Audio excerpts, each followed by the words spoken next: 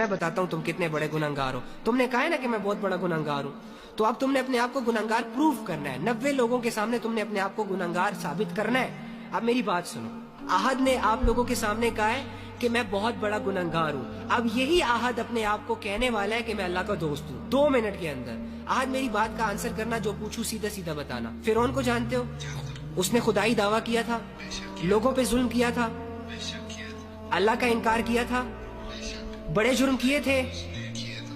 Okay, اب مجھے ایک بات بتاؤ, یہ فرعون تمہارے پاس آ جائے ابھی اور تمہیں اس کا پتہ ہو کہ یہ ظالم ہے, یہ جابر ہے, اس نے لوگوں کی زندگیوں کو تنگ کیا ہوا ہے, اس نے خدائی دعویٰ کر رکھا ہے, لیکن آپ کے پاس آ جائے اور آپ سے کہے احد مجھے ریئلائز ہو گیا یار کہ میں بہت بڑا گنہگار ہوں, مجھے ریئلائز ہو گیا یار احد کہ میں نے خدائی دعویٰ کر کے اچھا نہیں کیا, مجھے یہ ریئلائز ہو گیا احد کہ میں اللہ کی نافرمانی میں بہت آگے نکل گیا ہوں. احد میں تیرے رب کو ماننے کے لیے تیار ہوں, مجھے بتاؤ کہ کیا تمہارا رب مجھے معاف کرے گا؟ لیکن اس کی زندگی بڑی غفلتوں میں اور گناہوں میں گزری ہے. جب وہ تم سے یہ کویسچن کرے گا کہ کیا تمہارا رب مجھے معاف کرے گا, تو تم اس فرعون کو کیا کہو گے؟ پھر بتاؤ, تم اس فرعون کو کیا کہو گے؟ اچھا, یعنی احد کو اتنا بیلیو ہے اللہ کی رحمت پر اور اللہ کی محبت پر کہ فرعون جیسا بندہ بھی اگر اللہ سے معافی مانگ لے تو اللہ اسے معاف کر دیتا, لیکن احد اپنے آپ کو بہت بڑا گنہگار سمجھ رہا ہے, اپنے رب کی رحمت سے مایوس ہو گیا.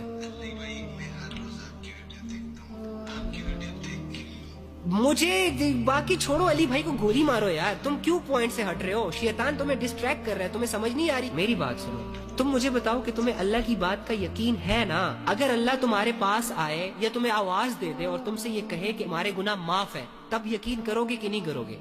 لیکن یہ تو پاسبل نہیں ہے نا کہ اللہ تمہیں آواز دے کر کہے, آواز دے کر سیٹسفائیڈ کرے کہ میں نے تیرے گناہ معاف کر دیے. تمہارے پاس ایک ہی ذریعہ ہے, قرآن. تو قرآن میں اللہ نے کہا ہے کہ اگر تم توبہ کرنے میں سچے ہو تو تمہارے گناہ صرف معاف نہیں کروں گا بلکہ ان گناہوں کو نیکیوں میں تبدیل کروں گا. تو قرآن کس کی آواز ہے؟ قرآن کس کے الفاظ ہیں؟ اللہ کے ہی ہے نا. تو پھر میں ڈپریشن میں کیوں ہوں بھائی؟ تو پھر میرا اللہ سے تعلق اتنا کمزور کیوں ہے؟ مجھے اللہ کی باتوں پر یقین کیوں نہیں آ رہا؟ بس یہ رونا دھونا چھوڑو, اللہ تم سے راضی ہے میری جان, اللہ تم سے راضی ہے.